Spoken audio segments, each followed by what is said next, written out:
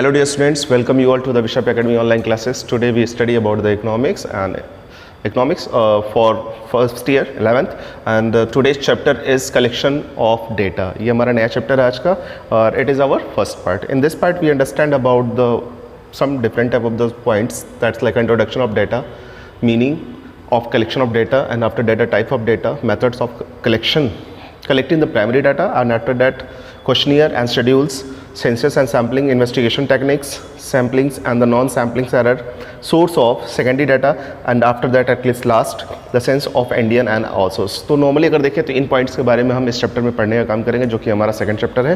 तो इस चैप्टर को पहले शुरू करते हैं. आज का जो टॉपिक हमारा है introduction and second one the meaning of collection of data. तो पहले हम देख लेते हैं इंट्रोडक्शन का सेंस. मैंने आपको पहले बता दूं कि इंट्रोडक्शन का यहाँ पे जो सेंस है वो इंट्रोडक्शन ऑफ डेटा से है. तो डेटा होता क्या है, जैसे अगर हम बात करते हैं पॉइंट्स के थ्रू, तो collection of facts and figures about the phenomenons in the most important functions of statics. तो नॉर्मली अगर देखें तो जो डेटा होता है वो क्या होता है, फैक्ट्स एंड फिगर होता है, जो क्या होता है एक फिनोमिनन्स बेसिस पे होता है, जो क्या होता है सबसे इंपॉर्टेंट फंक्शन होता है स्टैटिक्स. यानी कि बिना अगर हम डेटा के स्टैटिक्स को तो रिप्रेजेंट नहीं कर सकते, और डेटा क्या होता है फैक्ट्स एंड फिगर्स होते हैं. In other words, after the identifying the statical problems और the statical investigation, the first work for the statisticians to collect the data. यानी हम डेटा की अगर जब बात करते हैं तो नॉर्मली अगर देखें तो डेटा क्या होता है, डेटा एक ऑब्जेक्टिव मेथड पे कैलकुलेट किया जाने वाला वे ऑफ मेथड होता है, जिसमें नॉर्मली क्या होता है कि अगर हम सारे प्रॉब्लम्स को जब स्टैटिशियन क्या करता है आइडेंटिफाई कर लेता है, देख लेता है कि क्या प्रॉब्लम्स हमें है, उन प्रॉब्लम्स के हिसाब से वो इन्वेस्टिगेशन करता है, और जिस इन्वेस्टिगेशन को वो करता है सबसे पहले वो उसको स्टैटिशियन क्या बोलते हैं, स्टैटिशियंस बोलते हैं द कलेक्शन ऑफ डाटा. यानी कि जो स्टेप्स वो क्या करता है, स्टडी करता है अपने प्रॉब्लम को सॉल्व करने के लिए, और वो जो फैक्ट्स एंड फिगर्स वो कलेक्ट करता है प्रॉब्लम को सॉल्व करने के ऑब्जेक्टिव को फोकस करते हुए, वो हमारा होता है डेटा.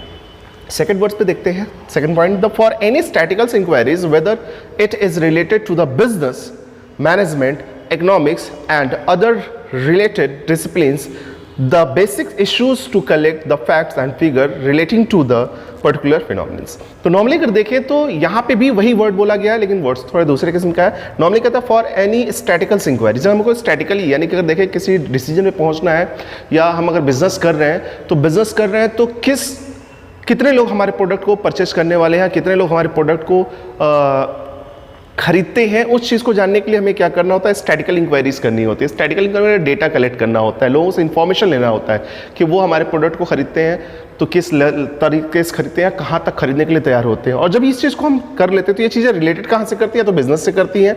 बिजनेस मैनेजमेंट में इसका उपयोग होता है. इकोनॉमिक्स के डेटास को मेंटेन करके हम GDP वगैरह के लिए बारे में भी स्टडी कर सकते हैं. अदर रिलेटेड डिसिप्लिन या और भी जो चीज़ें होती हैं जो ऑब्जेक्टिव होते हैं उस पर हम इस स्टैटिकल डेटा को क्या करते हैं, यानी फैक्ट एंड फिगर को स्टडी करने का काम करते हैं.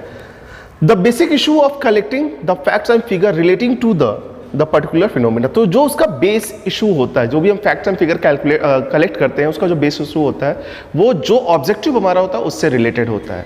यानी कि अगर देखें तो डेटा वो फैक्ट्स एंड फिगर होते हैं जो हमारे स्टैटिकल रिक्वायरमेंट को कंप्लीट करने का काम करते हैं, जिसके थ्रू हम अपने बिजनेस में, अपने इकोनॉमिकल सिचुएशन में और बाकी चीज़ों में क्या कर सकते हैं, एक डिसीजन लेने का काम कर सकते हैं. आगे चलते हैं. Meaning of collection of data. तो इसकी मीनिंग की बात कर लें. इसके कलेक्शन द काउंटिंग और the collecting of the data refers to the systematic recordings of result either the enumeratings. In other words, the collection of a data means to make available the facts and figures required for investigation. यानी कि अगर देखें तो data क्या होता है, वो facts and figure होता है जो इन्वेस्टिगेशन के लिए रिक्वायर्ड होते हैं. ये हमारा मीनिंग्स इसका होता है डाटा का.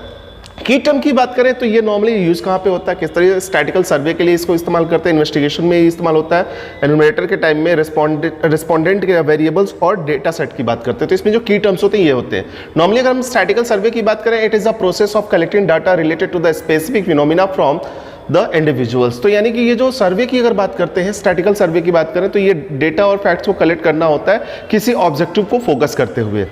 सेकेंड, इन्वेस्टिगेटर्स की अगर बात करें, it is that person who are investigate the data, that's mean what, the person who conduct the statical survey is known as investigator. वो व्यक्ति जो स्टैटिकल सर्वे को कंडक्ट करने का काम करता है उसको इन्वेस्टिगेटर कहते हैं। आफ्टर दैट इन्यूमरेटर कौन होता है भैया, जो उसको इंटरप्रेट करने का काम करता है, उसको एनालिसिस करने का काम करता है, यानी कि the person who help the investigator to collecting the information और डाटा इज कॉल्ड इन्यूमरेटर, यानी कि वो व्यक्ति जो क्या करता है, इन्वेस्टर को डेटा को कलेक्ट करने के लिए या इंफॉर्मेशन को कलेक्ट करने के लिए हेल्प करता है, वो कौन होता है, इन्यूमरेटर होता है।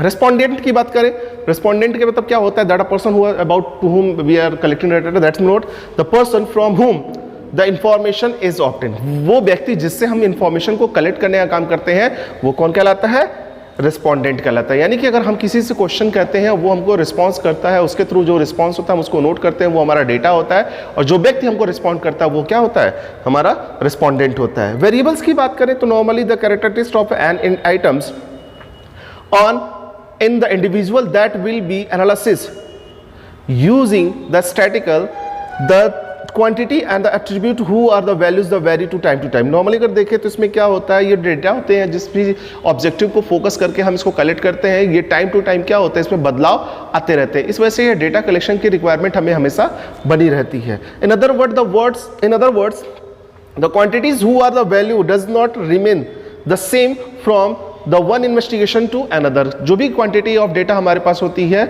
हम एक इन्वेस्टिगेशन करने के बाद अगर थोड़े समय बाद उसको इन्वेस्टिगेट करते हैं तो वो दोनों सेम नहीं होते, इसलिए हमें बार बार इसमें इन्वेस्टिगेशन करने की रिक्वायरमेंट होती है और इसमें वेरीज पाई जाती है, यानी कि चेंजेस पाए जाते हैं। अब बात करते हैं टाइप ऑफ डाटा। तो ये डेटा जो होते हैं हमारे दो तरीके के होते हैं, प्राइमरी डेटा और सेकेंडरी डेटा।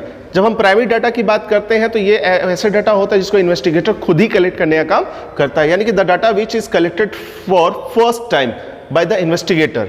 वो डेटा जो इन्वेस्टिगेटर फर्स्ट टाइम सबसे पहले खुद ही कलेक्ट करता है वो हमारा क्या होता है, प्राइमरी डाटा होता है। They are the based on the first hand information, इनको हम फर्स्ट हैंड इंफॉर्मेशन भी कहते हैं।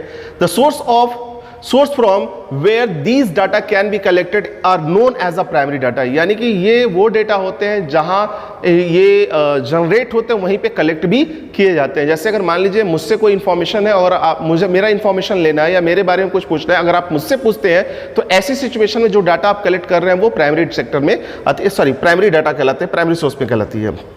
आगे चलते हैं secondary data. Secondary data normally क्या होता है, ये ओरिजिनल डेटा नहीं होता है, यानी कि ये किसी और पर्पस के लिए यूज सर्वे कराया गया होता है, लेकिन हम इसको अपने पर्पस पे यूज करते हैं। Normally the data which are originally collected and published bye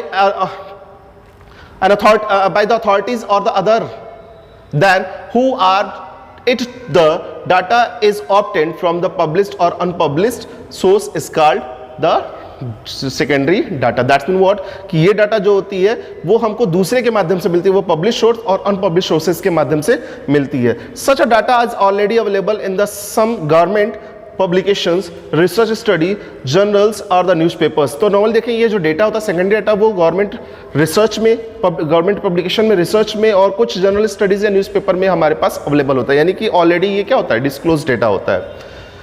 ये कुछ डिफरेंसेस हैं। जैसे ओरिजिन सेगमेंट की अगर बात करते हैं प्राइमरी डेटा की, तो प्राइमरी डेटा फर्स्ट हैंड होता है जहां पे हम इसको जब मतलब जो डेटा हम जहां कलेक्ट करते हैं वहीं पे इसको ओरिजिन करने का काम किया है। लेकिन सेकेंडरी डेटा क्या होता है, वो किसी और के डेटा को हम एनालिसिस करने का काम करते हैं। Secondary data is the form of a original nature accomplishment of the existing the data and already has been published. ये ऐसे डाटा होते जो पहले से ही क्या होते हैं, पब्लिश्ड होते हैं। कॉस्ट ऑफ कलेक्टिंग डाटा, जो प्राइमरी का कॉस्ट होता है वो बहुत हाईली होता है, एक्सपेंसिव होता है, जबकि जो सेकेंडरी की बात करते हो ये एक्सपेंसिव होता है क्योंकि ये डाटा ऑलरेडी अवेलेबल होता है मार्केट में। सब सुटेबिलिटीज की अगर बात करें तो suitability the primary data is usually collected keeping in mind of the objective for it the collective so it is a suitable will be more. तो अगर देखें सुटेबिलिटी की बात करें तो ये ज़्यादा आप कह लीजिए ट्रूथ होता है, ज़्यादा इस पर डिपेंडेंसी हमारी बन सकती है, लेकिन हम इसको केवल स्टडी के पर्पस पे मेंटेन करते हैं। रिलायबिलिटी की बात करें तो जैसे प्राइमरी डाटा अगर खुद ही हम इन्वेस्टिगेशन कर रहे हैं तो इस पर हम रिलायबिलिटी कर सकते हैं, हम इस पर बिलीव कर सकते हैं, एंड एटलीस्ट सेकेंडरी में नहीं कर सकते। So dear students, that's all, thank you.